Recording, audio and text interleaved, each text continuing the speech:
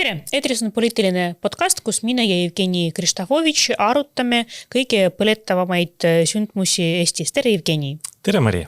Ja täna tahaks rääkida palkade läbipaistvuse direktiivis, mis tekitas väga suure diskussiooni meil siin Eestis. Ja tuletan meelde, et praegu Eesti valitsus taotleb Euroopa Liidu palkade läbipaistvuse direktiivi jõustamise edasi lükkamist 2 aasta võrra ja selle ümber tegemist, kuna koos tööandjate liiduga nad jõudsid järelduseni, et sellise direktiivi ülevõtmine tekitab suuremat halduskoormust ja tekitab rohkem bürokraatiat Eesti ettevõtete jaoks.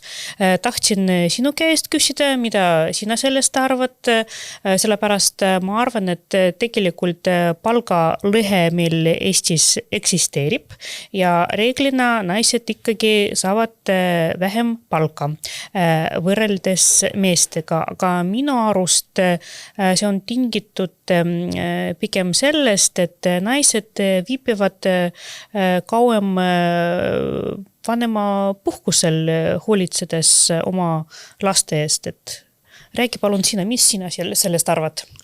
Võimalik, see on ka üks hüpotees, mis täiesti eksisteerib, aga vaadates seda Euroopa statistikat, et mina olin küll üks nendest, kes väga toetasid selle direktiivi vastuvõtmist omal ajal ja siis mul on väga kurb, ma olen väga kurb, et ma siis selle direktiivi ei ole võimalik implementeerida, mitte ainult Eestis, on paljudes teistes Euroopa riikides. Rootsi ka taotles, mitte tagasilükkamist, vaid edasilükkamist, just, sest Rootsis on näiteks, et riigisisene õigus on palju rangem kui Eestis ja väga paljudes teistes Euroopa Liidu riikides, et selles mõttes, et see direktiiv oma eesmärkide poolest, et Rootsi riigile võib-olla nagu suurt midagi ei anna erinevalt meist.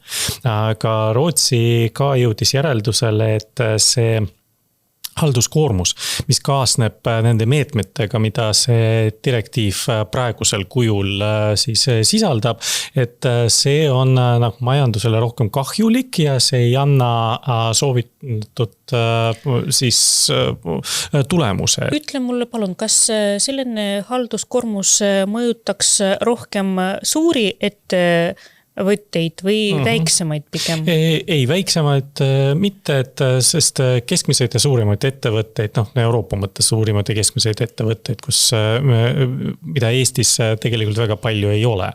Aga jah, et selles mõttes, et meie suurtele tööandjatele see on samuti nagu väga koormav ja siis see bürokraatia, mis sellega kaasneb, vajab natuke ülevaatamist, et see ei tähenda seda, et me loobuksime sellest direktiivist üldse, et Eesti, kui ta oleks selle direktiivi üldse üle võtnud, oleks seda teinud minimaalselt, sest iga liikmesriik võib seda ka ise otsustada ja lihtsalt meie majandusmudeli ja meie ettevõtete nagu tagasiside tuginedes siis valitsus oleks vastu võtnud sellise otsuse. Aga jah, see probleem on nagu üle-euroopaliselt selle direktiivi implementeerimisega praegu päris suur. Tuletame meelde natukene, millest selline direktiiv räägib. Esiteks, see räägib sellest, et näiteks uus potentsiaalne tööandja ei tohi küsida tööotsijalt, mis oli tema palk praegusel või endisel töökohal. Samuti tulevasel töötajal, kes kandideerib, on õigus küsida palgavahemikku enne, kui ta läheb intervjuule.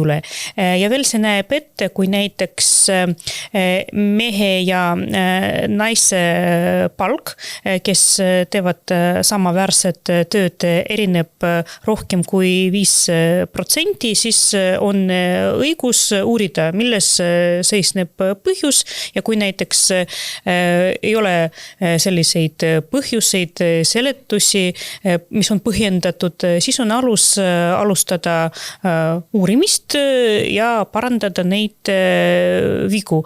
Aga nii palju, kui ma tean, meil Eestis eksisteerib soolise võrdõigusliku seadus, mis näeb ette, et naised ja mehed võrdsed ei tohi maksta vähem palka ainult sel põhjusel, et oled naine. Ja, need põhimõtted ikka kehtivad, et probleem on selles, et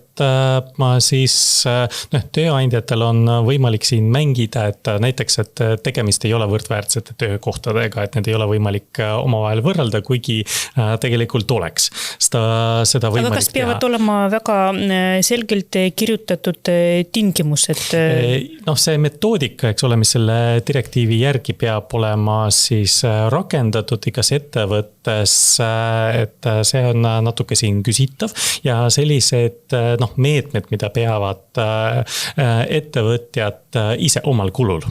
Loomulikult siis oma kollektiivis rakendama selleks, et oleks see võrdlusmoment tekiks ja siis oleks võimalik seda ka välisvaatajal oleks lihtne seda hinnata, et see metoodik vajab täpsustamist, ütleme nii.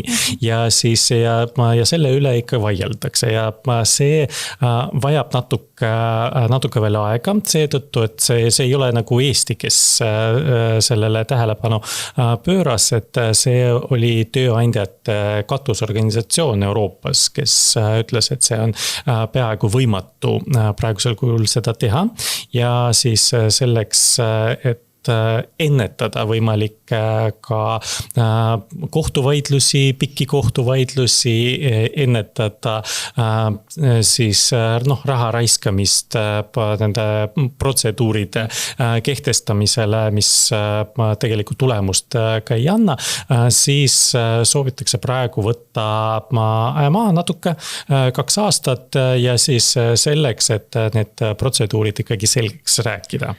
Tead, mina isiklikult ei näe väga suurt probleemi, sellepärast majandusminister juba eile on välja öelnud, et neil on plaanis teha muudatusi töölepingu seaduses ja sinna kirjutada sisse need samad tingimused, nõudmised, mis on selles direktiivis. Näiteks see, et tulevane tööandja ei tohi küsida, mis oli sinu palk eelmisel töökohal, et töötaja saab küsida, mis on see palgavahemik enne, kui ta läheb intervjuule ja ma arvan, et lõppkokkuvõttes meie riigina ikkagi võitleme selle eest, et selline sooline palgalõhe väheneks. Sellepärast Eesti ei seisa paigas, aga ikkagi liigub õiges suunas, sellepärast mina natukene ei saa aru, miks nii terav kriitika, mõistagi poliitilised oponendid alati meid kritiseerivad, aga isiklikult ma ei näe suurt probleemi, et Eestis kuidagi läheks asi halvemaks selle tõttu, et see direktiiv edasi lükkub 2 aasta võrra. Mis sina arvad?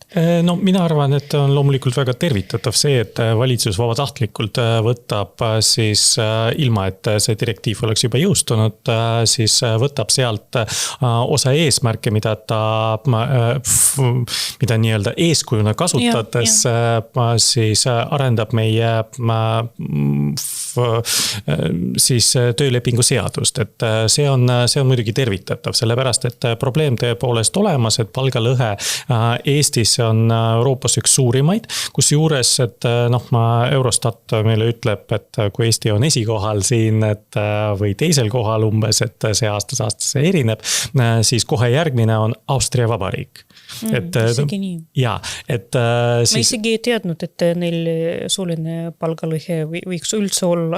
Ja siis siin sotsioloogid ka vaidlevad, et mis on see põhjus, miks on niimoodi, et võib-olla seetõttu, et Austria näiteks on väga traditsionaalne, et riik, kus nagu kirik on olulisel kohal ikkagi ühiskonnas ja siis naised, kes ei tööta, et nende osakaal on päris suur ja siis, et ja kui naised ühel hetkel lähevad siiski tööturule, siis et noh, nende karjäär ei ole nii hiilgav, kui ta võiks olla siis või võrreldes näiteks teiste Euroopa riikidega, aga jällegi, et siin ei ole sugugi, noh, okei, Eesti on siin valitsuse kaudu on sellise positsiooni praegu võtnud, et Austria on täiesti vait praegu sel teemal, aga siis riigid, kes on noh, justkui eeskujulikud nagu selle statistika poolest on eelkõige Skandinaavia riigid,